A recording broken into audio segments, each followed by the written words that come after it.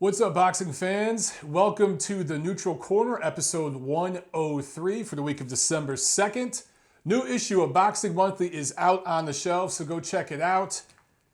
On the cover, the heavyweight fight everybody wants to see. I don't think we're going to see it till the end of probably 2018, beginning of 2019.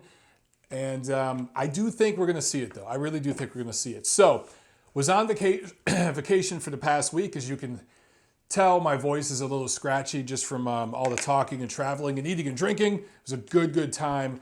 Went all around California. This is a massive state. It is really its own country.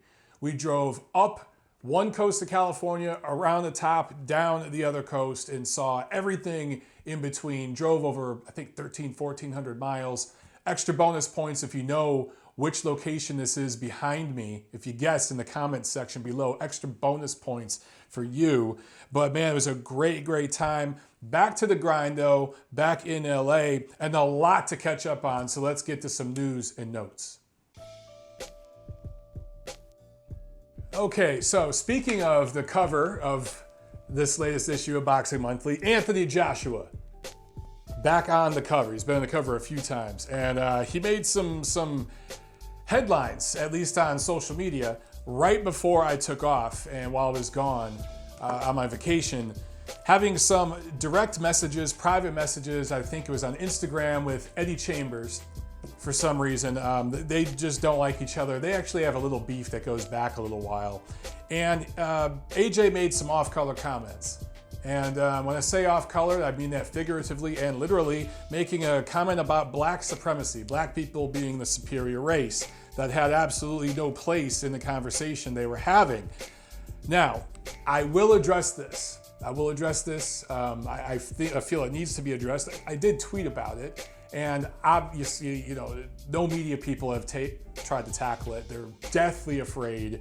Eddie Hearn has tried to sweep it under the rug. So I will definitely talk about it, but I know there's a lot of you out there who don't want to hear about it, don't want to talk about that subject matter. So I will do it in a private rant video coming up this week. I haven't heard anything about that case. If you guys have heard anything, if Eddie Hearn's done any interviews addressing it or AJ has, please let me know. Please post some links in the comments section below in this video. But I haven't heard anything, man. I think it's just kind of being swept under the rug. But I want to break it all down for you in the rant video. We'll do that later in the week, okay? Other heavyweight news, saying in the UK, David Haye pulls another muscle tear. And extremely injury-prone guy. Apparently this was a freak accident going up or down some stairs. I didn't even read into it much. I really don't care. But I think he tore a bicep. And now his December 17th rematch with Tony Bellew has been canceled. They might reschedule it for next year. Personally, I hope they don't. I don't care. I just wish David Haye would go away already. Bellew is still scheduled to fight, at the time I'm recording this, still scheduled to fight December 17th because a lot of tickets were sold for that event. A lot of money has already been put into it, promoting it. So he's scheduled to face TBA. Who knows if he's going to fight or not? We'll see. Maybe it gets scrapped. I don't know. But remember that heavyweight rant video I did a couple weeks ago? And I actually posted it as the trailer on my channel right now, where I talked about, I said several times in the video that Tony Bellew would win the rematch. And that was my original thought. That was my original inclination when I brought up the rematch in my rant video about the heavyweight scene right now. And a lot of you jumped down my throat and said, man, there's no way that Bellew is going to win that rematch. It's going to be David Haye. He was winning before he got injured in the first fight, blah, blah, blah. And my whole point was, and I should have expressed this better in my video, but I did in the comments, that David Haye could likely get injured in the rematch. And here it is, the rematch won't even happen because he got injured. Why does David Haye get injured so much? Is it inactivity? Is it drugs that he may use to enhance his performance? Is it a combination of things? Is it poor technique, poor training, poor lifestyle in between fights? I don't know, man. But the guy sure gets injured a lot, and he's a massive waste of time. He was a fine cruiserweight. I think he's mostly been all bark and no bite as a heavyweight. 31 fights in a 15-year pro career. I think he went pro in 2002. He's had 31 professional fights. Extremely hand-selected opponents. He's fought one elite Hall of Fame, all-time great level opponent, and was completely dominated and shut out 12 rounds to 0. So he wasted a year of that fighter's life, Vladimir Klitschko. I can't remember if it was 2008, 2009, 2010, somewhere in there, where they negotiated and Vlad kind of sat around for almost a year waiting for Haye. He completely wasted a year of heavyweight boxing fans' lives and Vladimir Klitschko's life before they eventually fought. And he just pretty much wasted most of Tony Bellew's 2017. They fought early this year. I can't remember if it was February, March, and all the negotiations and everything for the rematch, the training and all that goes into it, and now it doesn't happen. David Haye's done this to several fighters. He's not dependable. For all the talking he does, he very rarely backs it up. I will give him credit. He won me back a little bit when he fought hurt against Bellew. He wasn't fighting a heavyweight. He wasn't fighting an elite level heavyweight when that happened. He was fighting a cruiserweight. But still, I'll give him credit for that. He showed some toughness. Other than that, though, man, I just don't give a damn about anything David Haye says or does. Just go away already, dude. We don't care. Okay, on to some really sad news. Undefeated bantamweight prospect Cesar Diaz died in a car crash in Palmdale, California. It's here in Southern California on November 24th. He went pro just last July, and he was a prospect that Golden Boy Promotions was really, really excited about. He had fought 7 times, was 7-0 as a pro with 6 knockouts. Don't know much about the incident. The way it's being reported makes me curious if it involved drunk driving, though. And I'm not saying that to bash the young man. I don't know. I haven't heard anything, so please don't go spreading rumors. I'm just saying the way that the news reports I saw, they were being very, very selective in their language. But apparently he lost control of a vehicle, swerved to the other side of the street, and hit an object. I don't know if it was a phone pole or what it was. I think his girlfriend was in the car with them. She's badly injured, but still alive, in the hospital still, I think. And I believe he died right there on the scene. So it was a really, really bad accident. Sad whenever a young person dies like that. I'm curious to know what caused the accident. It was not at night. It was during the day. Maybe him and the girlfriend were arguing. Maybe there was something in the road. None of that's been discussed. But when somebody loses control of a vehicle in broad daylight and swerves to the other side of the road and hits an object, a lot of times that involves something funky. I don't know. So either way, regardless of how it happened, really, really sad news. A young man with everything in front of him in life. And just sad anytime something like that happens. Okay, on to wacky news. Manny Pacquiao calls out Conor McGregor on Instagram. Now, I know some of you guys were talking about this. Do I really, really need to go into any of this? Look, even at this stage of his career, obviously Pacquiao beats Conor McGregor, but who cares? And the difference between Floyd and McGregor and Manny and McGregor is that Manny's not going to bring the business and the money that Floyd did. Floyd was the A+ side, or at least the A side against McGregor. You could make an argument that Pacquiao is still the A side, but it's like A-, B+. You know what I mean? And I just don't, with all the trouble that Manny's had with the media here in America because of some of his comments regarding gay people and some of the religious zealotry and all that, the sponsorships and all that, it won't be the same here. Is Conor going to go to the Philippines and do that fight? No. I don't see this fight ever happening. Everybody and their mother right now is calling out Conor McGregor because they want an easy payday. And, you know, any trained boxer that's rated in the top 100 in any division around where McGregor fights at will beat him in a boxing match. So everyone and their mother is going to call the guy out. I'm getting sick of boxers, whether they be former boxers turned promoters like Oscar De La Hoya, former boxers turned commentators like Paulie Malignaggi, or former boxers turned politicians like Manny Pacquiao calling this guy out. Just shut up already. Nobody wanted to see him fight Floyd Mayweather. Nobody wants to see you fight him. Just shut up.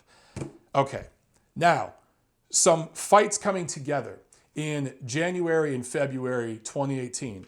And guys, a lot of you out there are really, really down on 2018. You think it's going to be a really, really down year because we had such a good year in 2017. What I'm saying is it's not going to be as good as 2017. We're not going to get as many super fights, big events like we did this year. That's going to be pushed till 2019, but we're going to have a busy schedule with a lot going on. Already, January, February is filling up. January 20th, Errol Spence versus Lamont Peterson. Spence's first defense of his IBF welterweight title. That will be on Showtime. Big surprise in New York. So obviously this fight should have taken place late this year, but Uncle Al and those guys, they wanted the Showtime money. Showtime's budget is locked up, so they pushed it back to early next year. That's the way Uncle Al has run his business, and he's not the only one who does it. It's just the way they run their business more so than any other American promoter. I think it's a good quality matchup, a good quality fight, a good first defense for Spence after beating Kell Brook. It's a solid defense for him. Again, fight should have happened months ago, but hey, I'll take it. No venue yet, but they say New York. Come on, we know it's going to be in Barclays, right, where they have that deal and they're papering the arena. Okay, a week after that, January 27th, Golden Boy Promotions is putting together a card that will be at the Forum in Inglewood, just outside of Los Angeles. Lucas Matisse and Jorge Linares are both fighting very overmatched, poor opponents in that card, but two good fighters, two exciting fighters, and I think the style matchup should be pretty entertaining. Decent card that they're putting together. Bang for your buck if you're going to that card at the Forum. There's going to be several undefeated Golden Boy prospects on the undercard, so I get it. It makes sense. February 3rd, Gilberto Ramirez against Habib Ameb. I have no idea who that is. Defending his WBO super middleweight title. This will be on ESPN, part of Top Rank's ESPN thing. And Andy Ruiz is supposed to make his comeback on that card as well. It'll be interesting to see how many pounds over or under 300 pounds Andy Ruiz weighs for that fight. Gilberto Ramirez.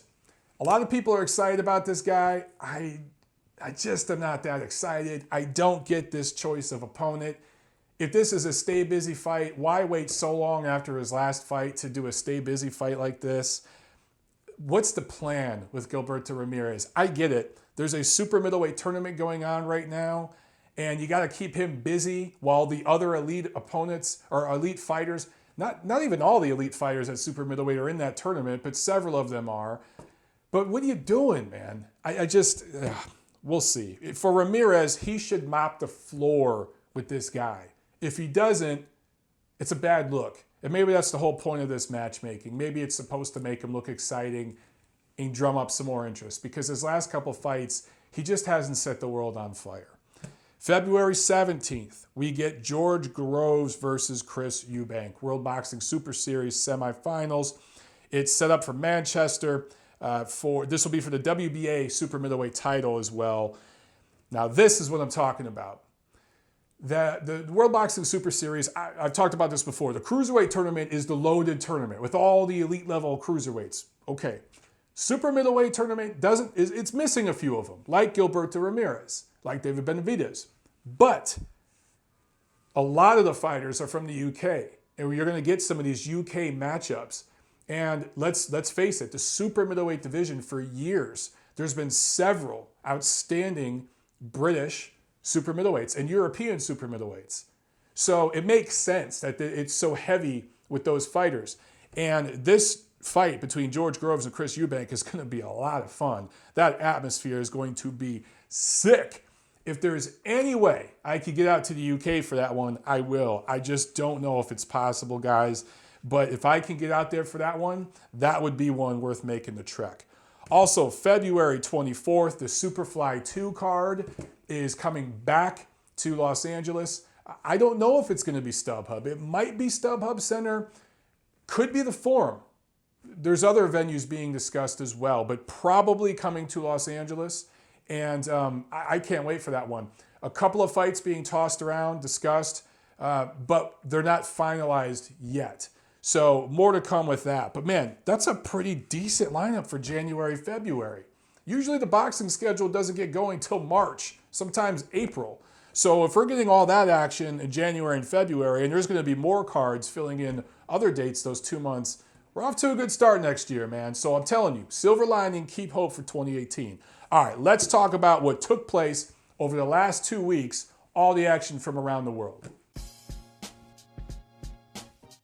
On Friday, November 17th, Anthony Dirrell scored a technical decision after 6 rounds against Dennis Dolan in Flint, Michigan. Fight was stopped due to a headbutt. Typical with the Dirrells, there just seems to be something about the guys where a lot of their fights end in fouls and controversial, weird stuff. I don't know, but good for Dirrell. He gets a win here, keeps moving forward. Did this do anything for his career other than earn him a couple of dollars? Not really. The following day, Saturday, November 18th, Tomas Adamek scored a unanimous decision over 10 rounds against Fred Kasi in Poland, wins the Polish heavyweight title. Again, for Adamek, I guess in his home country, he wins a local title there. It's good for him in that respect, but other than that, what did this do for his career? Little to nothing, but get him a win. He's had some tough losses recently. Adamek really needs to hang him up, man. Really, really needs to hang him up. I hope him and his team are not trying to wiggle him into another title shot coming up, because that could be really, really dangerous for the guy. I hope this was like one last hurrah. Remember last year he announced his retirement. I believe it was last year. It might have even been early this year, but I think 2016. Look, it's time. It's time. The guy's taken a lot of punches, man. In Belfast, Northern Ireland, Carl Frampton made his return to the ring, squeaks by Horacio Garcia by the scores of 96-93, 97-93, and 98-93. Interesting scores there. I think 96-93 was the right score. I don't understand the 97 and 98-93. It's kind of weird that one fighter got the same score 3 times, the other fighter got 3 different scores 3 times. But either way, Carl Frampton hadn't fought in 10 months since his majority decision loss to Santa Cruz. I think that was back in January. This was the first fight with his new team. He started well. He looked good early, but in the middle rounds, Garcia worked his way back into it. And I thought Garcia won most of the late rounds. I thought he worked his way back into the fight, or at least several of the late rounds.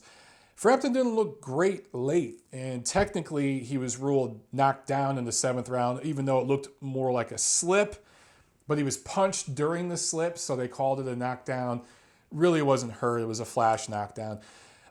Interesting note here, Saul Canelo Alvarez was in attendance to watch Garcia, who's a stablemate of his. So look, Frampton gets in the win column again. He's okay. You got the rust worked out. He needs to get back in the ring early next year. Not too many bumps and bruises taken in this fight. When I say early next year, guys, I'm talking January, February. He needs to get back in the ring. Seriously. Also on this card, Jerwin Ancajas scores a TKO 6 over Jamie Conlon. That's Michael Conlon's brother. Dropped Conlon 4 times. Ancajas is now 28-1-1 with 19 knockouts. This was the 3rd defense of his IBF Super Flyweight title. There are rumors that he might get added to that Superfly 2 card I just talked about, February 24th. Let's cross our fingers and knock on wood that happens. I really hope it happens, because that would be awesome. This guy is must-see TV. So that title that he won last year in the Philippines, he's defended it this year 3 times, as I mentioned, in Macau, Brisbane, and now Belfast. This guy is willing to stamp his passport. Let's stamp it for the USA and get him on Superfly 2, because he's one of the more exciting little fighters out there, and he seems to be getting better with every fight. As he's traveled the world a little bit and got that title, it just seems to have his confidence improving with each performance. Looks really, really good, man. Also, a big KO on this card. Zolani Titi scores a KO1 on the first punch landed against fellow South African Siboniso Gonya, wins the WBO bantamweight title. It was a right hook, and I just mentioned I was on vacation. I can't remember where I was, man, but I was somewhere. I was probably at a bar, and they were showing it on ESPN. They were showing the knockout, and there were several, just those stupid, tacky ESPN sports shows where guys show highlights and talk about it, and they're usually cornball. They actually showed this, and they rarely talk about boxing, so that was pretty cool. It only happened 11 seconds in. I can't think, a couple of you have asked me, I can't think of a quicker knockout in a title fight. And I've done a little researching, I can't find one. This might be the fastest knockout in a title fight ever. Also on the 18th in Las Vegas, Julian J. Rock Williams scored a unanimous decision over Ishe Smith over 10 rounds on a PBC card. Scores were 97-93, 98-92, 99-91. I thought the 97-93 scorecard felt right. J-Rock didn't set the world on fire in this fight, but Ishe Smith is a slippery, I won't say slick, just a awkward kind of guy. Knows how to survive and stink the joint out, and he has some quality wins on his record. So for J-Rock to get past Ishe Smith, good fight for him, good win for him. Didn't look great, not trying to say he looked awesome or set the world on fire, but a good, solid win for him that he can build on. I'd like to see more progression from J-Rock. I've kind of seen a plateau, the same kind of thing over and over and over from him.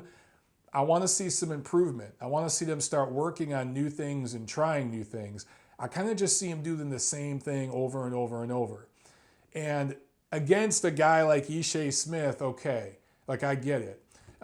You kind of beat that guy just through a war of attrition over rounds. But against some of the more dynamic fighters in that division, he's going to have to show more wrinkles to his game, man. He's going to have different speed, different pitches, if you will, if you want to compare him to a pitcher, right? If everything is a changeup, well, someone's going to come with a fastball, you know what I'm saying? Like, he's just got to add more wrinkles to his game. Tuesday, November 21st in St. Petersburg, Florida. Not St. Petersburg, Russia, but Florida. It was a PBC card where Devon Alexander wins a unanimous decision over Walter Castillo in a 10-rounder. Dropped him in the second round. I thought it was pretty much a shutout. A couple of the judges gave Castillo a round or two, but it was a shutout, basically. For Alexander, it was his first fight since October 2015. And a lot of people don't know this about Alexander. You know, he really hasn't talked about it publicly that much. But apparently he became addicted to painkillers and was addicted to them for a few years. I think he sustained an injury. Maybe it was in the Maidana fight. It was somewhere around that time in his career. This goes back maybe to 2011, 2012, somewhere in there. It might have even went before that. I'm just off the top of my head here. But he ended up going to rehab for 8 months, and he's been clean and sober now for over a year. So good for him, man. And I got to say, he looked a little rejuvenated in this fight. You know, he looked pretty sharp. For a guy who's been out of the ring for that long, yeah, the opponent was tailor-made for him, but he looked like a guy who had cleaned himself up a little bit, looked sharper than we'd seen him in some other performances, you know, before, going back to 2014, 2015. It makes sense now, you know, so good for him, man. It's good when you can see a guy admit that he's having issues like that, clean himself up, and get back to doing what he loves. Now, do I see Devon Alexander doing anything big in the welterweight division? No, but who knows? Maybe he could work himself into a title eliminator type of fight or something like that where he can make some money. Do I see him challenging for a title or doing anything like that? No, but he's still a name. And some of these other PBC prospects and stuff, he can be used to help build some of those guys up. He's still a very, very serviceable, skillful welterweight. So good for him, man. Also on this card, undefeated welterweight prospect Miguel Cruz, who's from that area in Florida, won in the co-feature. And now, Saturday, November 25th, there was a few cards.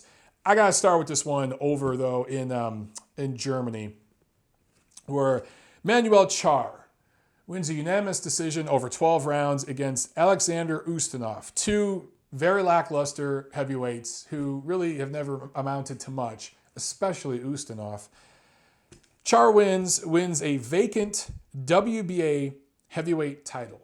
And now, due to legal obligations with the WBA tied up with Frezzo Kendo and his team and all these lawsuits and stuff that went back and forth for years, now Char has to fight Frezzo Kendo next. So next year, guys, Manuel Char and Frezzo Kendo, who hasn't fought since 2014, are going to fight for the WBA heavyweight championship of the world.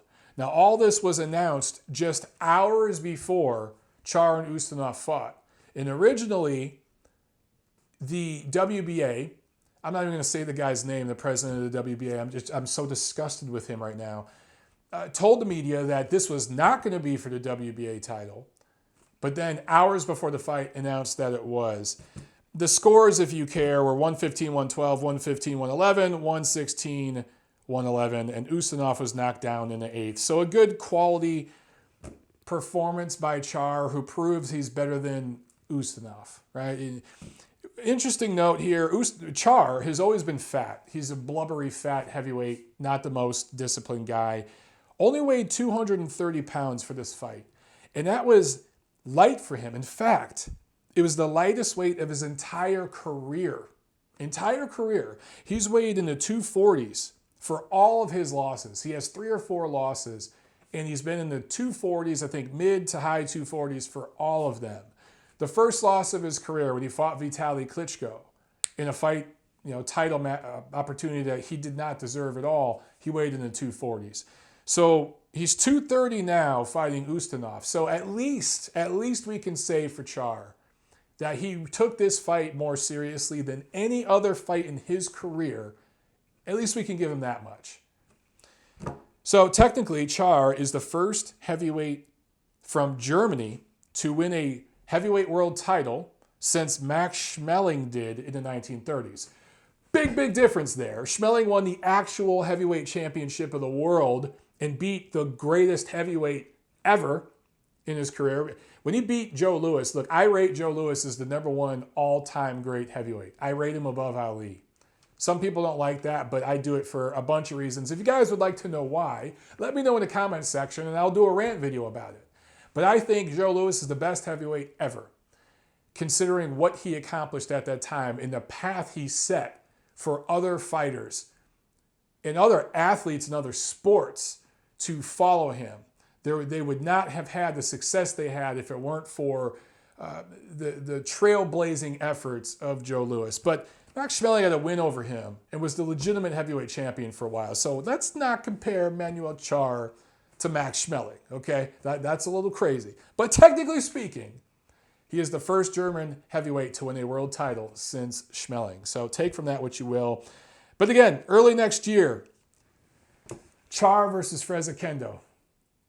In his first WBA heavyweight title defense, will fight Freza Kendo. And I met the president of the WBA outside the forum last time I was there, and he was a nice guy.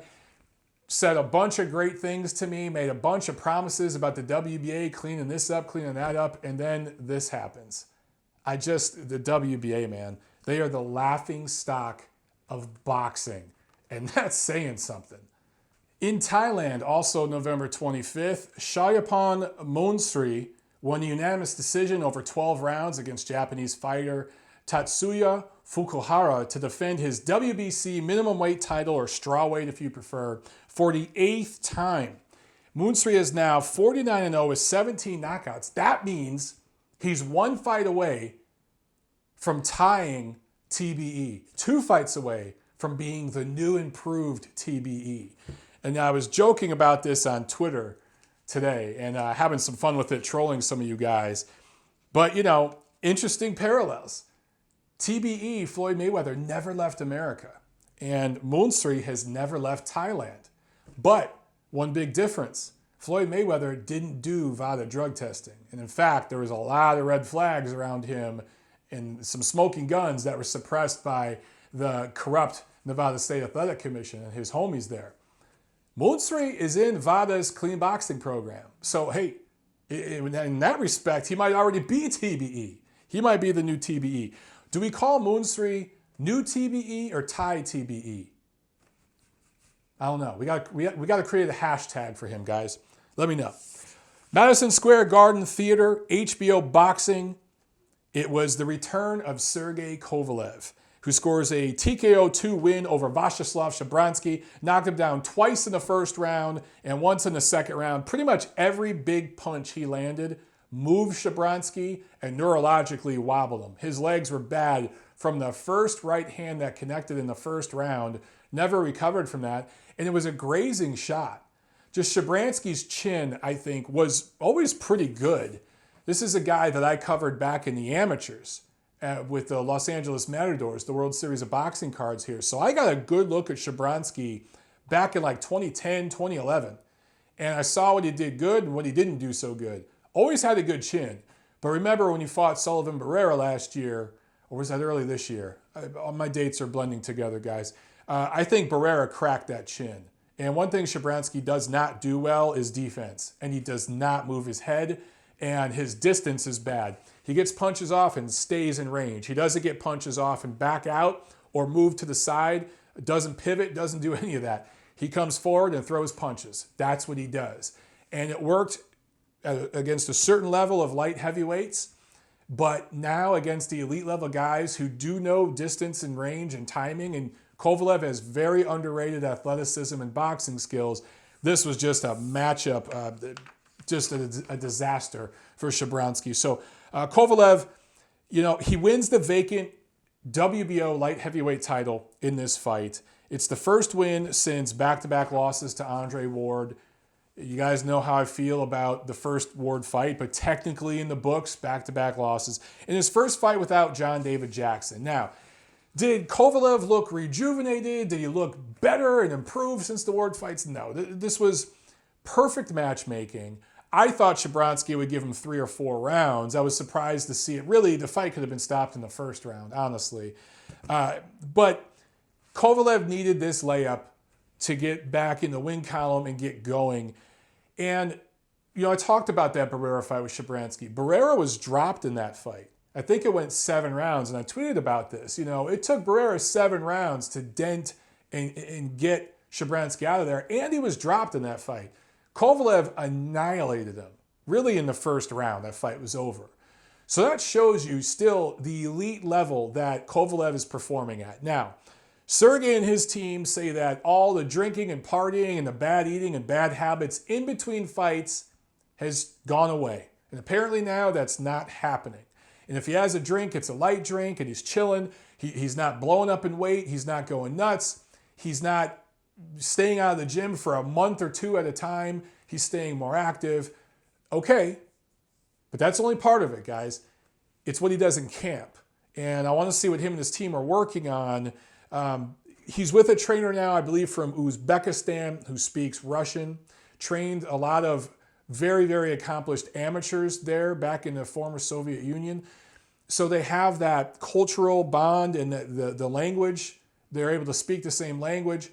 And John David Jackson, just a bad matchup for Kovalev in a lot of respects. And when you look at some of John David Jackson's fighters and their recent performances, I'm leaning more and more toward that dude is just an overrated trainer. He's more of a fitness trainer who gets guys in shapes and works focus mitts. I don't know if he's teaching people craft. Hopefully this new trainer for Kovalev can teach him a few things. They can iron out a few wrinkles and work on his rhythm a little bit. One thing about him is his rhythm gets very set and it's easy to break. Once you got his rhythm down, you can get in there and make adjustments to it. And he doesn't have a second or third rhythm. Also, there's really very limited inside fighting skills with Kovalev. So let's see if he works on those things. Let's see if he also works on better defensive skills on the inside, protecting his body or at least taking body shots better. And sometimes the best way to take body shots better, guys, is to go to the body yourself. And I did see Kovalev doing that in this fight with Shabransky. So perhaps that's a new wrinkle that we'll see out of him more. One way to get a guy to stop punching you to the body is to nail him to the body yourself. And that's something Kovalev didn't do against Ward. And I'm not talking about low blows. I'm just talking body punching in general. So I hope we see more of that from him. He set up the knockout really, really great by going low to the body to Shabransky to bring his guard down a little bit and then went upstairs. And a guy that's standing in front of you with no head movement, that's the way you do it, man. So good stuff from him, but let's not get overly excited, okay? Yeah, he's back in the win column, but this was a hand-selected opponent for him. Whether he fights Barrera next or maybe it's Artur Beterbiev, it's going to be a much, much better opponent, right? And Kathy Duvis says he would be back on, March 3rd in Madison Square Garden. It won't be the theater. It'll be the Madison Square Garden Arena They're looking to do a bigger fight, which tells me it's going to be a much better opponent. And that will be March 3rd on HBO. I got to talk about HBO's commentary, though.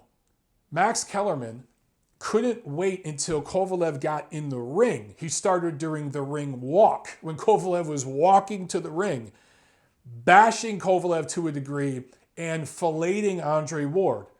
I get it. It's part of the story. He is coming back from that loss to Andre Ward, but just some of the HBO rhetoric, and it comes off very one-sided. And guys, you got to focus on what you have at hand here. And if you're trying to build this fighter up and talk about his story now, talking about the Andre Ward thing, and then throughout the fight, they kept bringing it up. It's kind of the same thing they used to do with Vladimir Klitschko, talking about his horrible chin. He had this terrible, terrible chin, right? Yet the guy was never knocked out. He was knocked down a bunch of times, but got up. But he went about a decade without being dropped. Yet anytime the HBO commentators would talk about him, horrible chin, horrible chin. Sometimes they get stuck in this narrative and they just stay stuck with it. And I just wish Max would stop acting like Kovalev was dominated by Andre Ward, man. That's not what happened. Sergey Kovalev and Andre Ward shared 19 complete rounds before the 8th round of that rematch, right?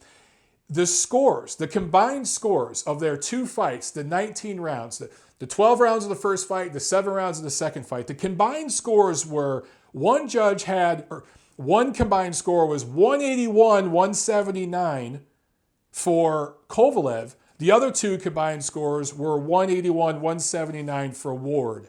So it was, after those 19 rounds, 2 fights in Vegas, American fighter, their promoter, Rock Nation, controlling all of it, all that being considered, to have it basically a split decision, 1 round difference between 3 judges when you tally up the scorecards of the first 19 rounds, and then you factor in that Kovalev dropped Ward. Man, those were 2 damn close competitive fights up until that 8th round of the rematch, which we can argue night and day, and everyone will continue to argue the outcome of that. Andre Ward obviously dominated in that round and ultimately stopped Kovalev technically when Tony Weeks stopped it on a low blow. But, before that, pretty much 20 rounds of even fighting between those two. You wouldn't know that from listening to the commentary the other night with HBO, particularly Max Kellerman. But even Roy Jones and Jim Lampley, to a degree, dove in on some of that. They really, really could do a better job. Look, I bashed Teddy Atlas and ESPN on some of those top rank cards recently. This HBO thing, not much better. Okay, also on that card, Sullivan Barrera wins a unanimous decision over Felix Valera. Both fighters were down in the first. Valera was deducted 1.3 times for low blows in the 3rd, 6th, and 8th. Barrera was deducted 1 point for low blows in the 9th. Valera had fought Dimitri Bivol before. Bivol actually fought Valera in his 7th pro fight and beat him every bit as dominantly as Barrera did in a much less ugly fight. There wasn't as much grappling and low blows and all that kind of stuff. So that shows you how good Bivol is, but also shows you how good Barrera is to handle this guy the way he did. He wins by scores 97-90, 97-89, 97-88, and is now the mandatory for WBA light heavyweight titleist Dimitri Bivol. And these two have been going back and forth hardcore on Twitter. Guys, follow Dimitri Bivol and Sullivan Barrera on Twitter. They've been going back and forth, and it's getting nasty. I can't wait to see these two fight, and I think they're going to fight early next year. The light heavyweight division right now is just a great division. It is stacked up. And since Andre Ward left, all the titles now, they went up for grabs. Now we got 4 titleists. The one guy who's the odd man out is Adonis Stevenson. I really don't care about anything the guy does. He shouldn't still have his title. He's a complete non-factor to me, unless he wants to fight one of the other titleists, which he doesn't. So all the other guys, though, good stuff, man. I wonder what's going to happen to Alexander Gvozdyk, though, because now, through the ESPN deal, he's off HBO. So I don't know where he's going to fit into all this. He's going to have to work his way into a mandatory shot to get a fight against for one of these titles. That's the only way I see it happening. Also on this card, Yuriorkis Gamboa wins a majority decision over Jason Sosa. One judge had it a draw 94-94. One judge had it 95-93, which I thought was a fine score. Those two scores I'm fine with. Don Trello, those scores at 96-92. Or in other words, 8 rounds to 2 for Gamboa. Gamboa was knocked down in the 7th round and deducted 1 point in the 10th round for holding.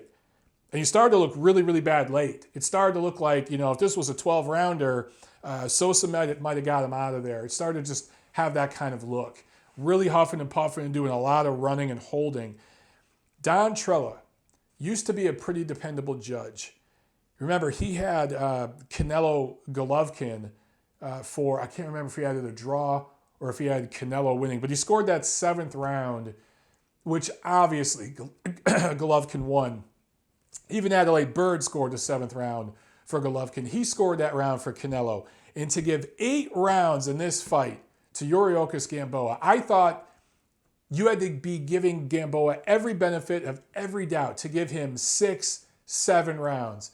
To give the guy 8 rounds, that's just egregious. I don't know what fight you're watching. So another bad score from Don Trella, who's just had a bad year, man. Just had a very, very bad year. Also, Monday, today, at the time I'm filming this, November 27th, in Moscow, Russia, a World of Boxing Promotions card where Sergey Kuzmin and Amir Mansour were fighting for the vacant WBC International Heavyweight title, which would ultimately lead to a eventual title shot against Deontay Wilder, right? So WBC. This fight ended in a majority, was it a draw? It ended in the 3rd round. Yeah, it ended in a majority draw. After the 3rd round, after both fighters collided, their head clash, both of them got cut. Kuzmin on the forehead, Mansour on the eyebrow. So now this worthless title stays vacant. Who gives a damn? Who cares? Neither of these guys. Look, I like Amir Mansour, but he's had hard luck, man. It just seems like he's got injured in several fights. Kuzmin, I don't really think much of anyway. He's undefeated Russian heavyweight. He's only really about 6'2". He's weighed in the 240s to 260s in his career. Just another fat, chubby guy that's a little too squat to really do much in the division. For Mansour, man, he just seems that he can't get through a fight without having some kind of weird injury or something like that. Also on this card, Edward Troyanovsky scores a KO1. He was a former junior welterweight titleist, and remember, he got just drilled by Julius Ndongo last year. That's how Julius Ndongo won his first world title. He kind of pulled a similar move in this fight. He landed a big right hook that dropped his opponent, gets a KO1 win for him. So he's won a couple fights now since that bad loss to Ndongo. That's it with all the action around the world, guys. Let's get into the preview of what's coming up this week. Thursday, November 30th, it is another Golden Boy on ESPN card. This is actually on ESPN Deportes and ESPN2. It's from the MGM National Harbor in Oxon Hill, Maryland. Very, very close to Washington, D.C. This one is headlined by undefeated 130-pound prospect Lamont Roach, who is actually a D.C. native. Roach is 15-0 with 6 knockouts. He's going up against Filipino fighter Ray Perez, who is 21-8. This is a 10-rounder. Roach went pro in 2014, had 5 fights in 2014, 4 in 2015, 3 in 2016, and this will be his 4th fight in 2017. His last 3 fights have now been 10-rounders, including this one. So Golden Boy building this guy up the right way. You start with those 4 and 6 rounders, you build a guy up. I like that the last couple fights before this were 10-rounders, and so is this one. So they're slowly but surely building this guy up. For Perez, he's a pretty durable guy, been in there with some good fighters, only been dropped once that I can remember. He's been stopped technically twice, but one I think was a retirement. He quit on a stool. The last loss he had, though, was a KO7 loss to Jesse Magdaleno back in 2016. We all see what Jesse Magdaleno has gone on to do. So I'd like to see Roach make a statement like that here, to get the stoppage and really make that statement that he's going to be like Magdaleno. He's going to be a guy that's going to move up and do some things. He should get a stoppage here. I know styles make fights, but again, Jesse Magdaleno stopped this guy in 7 rounds. Lamont Roach, if there's something there to him, we should see a similar type of performance from him. Now, Friday, December 1st in Providence, Rhode Island, there is a Real Deal boxing card, Evander Holyfield's promotional company, on CBS Sports Network, so check that out. And this Saturday, December 2nd, we got a couple of cards. In the UK, there's a Cyclone Promotions card, undefeated 140-pound prospect Anthony Yigit, or is it Anthony Yigit?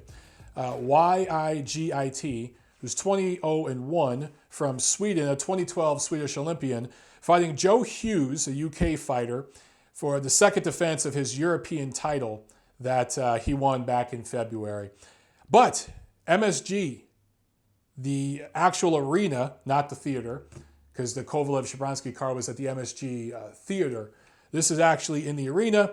It is the farewell fight for Miguel Cotto on HBO. He goes up against Sadam Ali. This is the first defense of his vacant WBO junior middleweight title that he won in August against Yoshihiro Kamagai. HBO actually did a pretty nice piece, a little vignette on Miguel Cotto after the Kovalev-Shabransky card Saturday. I thought, it wasn't their best work, but it was pretty entertaining. It showed some different wrinkles, humanized Cotto, who isn't the easiest guy to humanize outside the ring because he's so stoic. He doesn't show a lot of emotion. But Jim Lampley got Cotto to cry more than once during their little interview, during that little piece there. It's like a 30-minute little thing. So if you guys have HBO on demand, or I think they'll probably put it on their YouTube page. They usually do stuff like that. So check it out. It's definitely worth a look. Miguel Cotto, future Hall of Famer in my eyes. And one thing he doesn't get credit for a lot, this is something Steve Kim has talked about, that I kind of forgot about. The New York boxing market was dead before Cotto came onto the scene. It was really dead. It's been dead for a while. I talk about this a lot, how LA has taken over. LA is the mecca of boxing now in North America, really the world. And New York was kind of dead. MSG was dead. There were no fights going there. Miguel Cotto built a brand there, and Atlantic City. After Arturo Gatti and all that, Atlantic City kind of fell off. And Cotto, just in that market right there, in the New York area, really got that market going again, man. Think of the great fights he had at Madison Square Garden. The great events he had there. Some of them were losses, yeah, but most of them were wins. That's something he doesn't get a lot of credit for. Name a bigger draw in New York City right now. A bigger draw in this last generation in New York than Miguel Cotto. I can't think of one. And those of you who bring up the Barclays cards with PBC, please, you don't know what's going on with that situation. Those events are papered, man. But seriously, man, Cotto really did reestablish that Puerto Rican boxing market, which is so important, and the New York market. It brought other big fights there. Fights like Golovkin-Lemieux, Golovkin-Jacobs. I think Cotto helped bring those fights there. Think about it. Seriously, think about it, man. You look at Miguel Cotto's career, he fought everybody, guys. And I know he's a diva, and I know his career was carved very carefully when he was back with Top Rank, and he's also had hand-selected opponents after the losses to Pacquiao and Mayweather, and he fought Sergio Martinez at the right time to get that win. Martinez was broken. But guys like Andre Ward didn't want to fight Sergio Martinez. They offered him a fight at a catchweight of 164. Ward wanted no part of it. Floyd Mayweather, he wanted no part of Sergio Martinez. Cotto took that risk because that's what Cotto has done in his career. And he beat Martinez, and that ended up being the greatest achievement of his career. Even though we know, guys, yeah, kind of a one-legged fighter, but still, the fact that he took that challenge when other people wouldn't shows you the kind of guy Cotto was. At 140 pounds, Cotto won the WBO title, defended it 6 times. At 147 pounds, he won the WBA title, defended it 4 times until the loss to Antonio Margarito in 2008, which was his first loss, a devastating loss. And fans will always argue about what may or may not have been going on in that fight.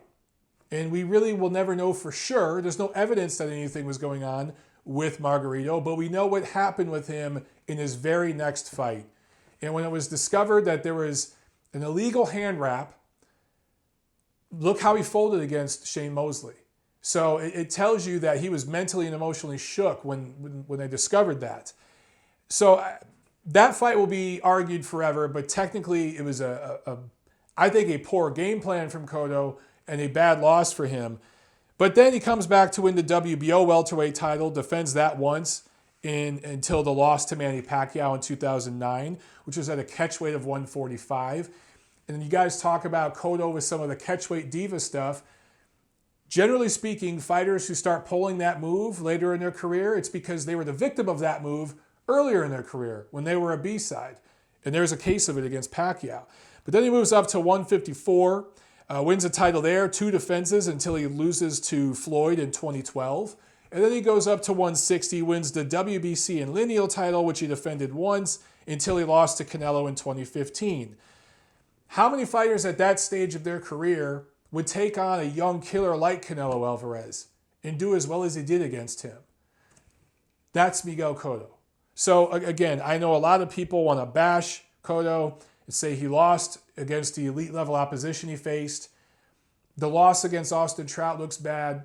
I get it, guys. But when you look at the totality of his accomplishments, and then he had a good amateur career, had over 100 amateur wins. I believe he went to an Olympics for Puerto Rico. And I think he lost in the first round, but he was still an Olympian. You know, all that combined, I think it's a Hall of Fame career. Win, lose, or draw against Ali. And he should beat Ali. Even though at this stage, you know, Cotto's 37 years old, Ali's only 29. Cotto's 5'7", 67-inch reach. Ali's 73-inch reach, 5'9". And Ali had that bad loss to Jesse Vargas back last year. He's 3-0 since then against limited opposition. Moving up in weight here, maybe that extra weight will do him good. That remains to be seen. But even with the youth advantage and the size advantage and all that, Cotto should still beat him. What I find interesting is a lot of people are bashing Sadam Ali for being Miguel Cotto's last opponent. Some of the same people who spent $100 watching Floyd Mayweather fight a wrestler in his last fight are bashing Miguel Cotto for fighting Sadam Ali, an actual ranked boxer that would beat Conor McGregor in a boxing match in his last fight on regular HBO. That's the way these things go. Floyd Mayweather fought Conor McGregor in his last fight, charged tens of thousands of dollars for tickets. Miguel Cotto fighting Sadam Ali, a guy who would beat Conor McGregor in a boxing match at Madison Square Garden where regular people can afford tickets. And you don't have to shell out $100 to watch it on HBO. That is the fickle nature of boxing fans. Do I love this fight? No. I don't love this matchup. But all things considered, guys, considering all the blood, sweat, and tears Miguel Cotto has given you, spanning 4 weight divisions over the years, can you cut the guy a little slack? All things considered now. They reached out to Mikey Garcia. Dude was willing to fight Mikey Garcia. I know Mikey Garcia is much smaller, but he's a pound-for-pound level, elite level type fighter, right? They reached out to several other good quality fighters. Golden Boy Promotions wanted too much. They ended up screwing Cotto. Maybe, and this is me just playing Oliver Stone here, Golden Boy Promotions was protecting Cotto at his request, or maybe the request of Freddie Roach, demanding they make unreasonable offers to these better fighters so that would look like Golden Boy Promotions, it was their fault for those fights falling through, so Cotto could fight a guy like Ali. Just saying, that's the way these things tend to work, and Miguel Cotto and Freddie Roach are not dummies. So that's probably kind of how this thing happened, all right? But considering everything this guy has given for you and to the sport, for this being his last opponent, I'm cool with it, man, all right? Look, on paper, Jeff Horn may have been Manny Pacquiao's last opponent. Better than Conor McGregor, but is he better than Sadam Ali? I don't know about that. Is Jeff Horn better than Sadam Ali? I don't know. So let's cut Cotto some slack. Obviously, he's going to win this fight. It'll probably go the distance. He probably won't stop him the way Vargas did. He should, but he probably won't, right? This isn't a prime Miguel Cotto. This thing's going the distance. He gets another title defense in New York. He walks off into the sunset. Good for him. I don't know if I believe him that he's going to retire, but I want to. And 5 years from now, dude's got my vote for the Hall of Fame. I will support that vote. Also on this card, Ray Vargas is defending his WBC 122-pound title for the second time against Colombian fighter Oscar Negrete. Vargas is 30-0 with 22 knockouts. Negrete is 17-0 with 7 knockouts. I know some of the people in Negrete's camp. I've seen him fight on the LA Fight Club cards a lot. Nice guy, nice people. But his entire career has been at bantamweight, and he's really still a prospect. Making a leap here in opposition against a real proven contender who's fought his whole career at super bantamweight. Vargas is 5'7", 70-inch reach, 27 years old, and for Negrete, he's 5'5", 67-inch reach, and he's a little older. He's 30 years old, even though he has less fights. Vargas looked really good against Ronnie Rios in the co-main of Miguel Cotto's last fight against Yoshihiro Kamagai, where he won that vacant title. So Vargas is kind of riding that Miguel Cotto train. Smart matchmaking and smart business by Golden Boy and all the parties involved, Vargas' team, to put him there right with Cotto and try to build him up. Obviously, I favor Vargas in this fight. Just a bigger guy, more experience. But Negrete is a good, solid, honest fighter who's going to give a good, solid, honest effort. But generally speaking, when you see these contender versus prospect matchups, the proven contender wins, and often by stoppage. And I think that's what's going to happen here. Also on this card, Angel Acosta versus Juan Alejo, fighting for a vacant interim WBA 108-pound title. All right, guys, that is it. Let me know, do you want to see the Anthony Joshua Black Supremacy rant video? Do you want to see the rant video about why I rate Joe Louis higher than Muhammad Ali as the #1 heavyweight ever? Are there any other rant videos you guys want to see? Let me know. Like, share, comment, subscribe, all that good stuff. Buy a shirt. Visit the Patreon page. Pledge if you can. Get the word out there, guys. I'll see you at the fights.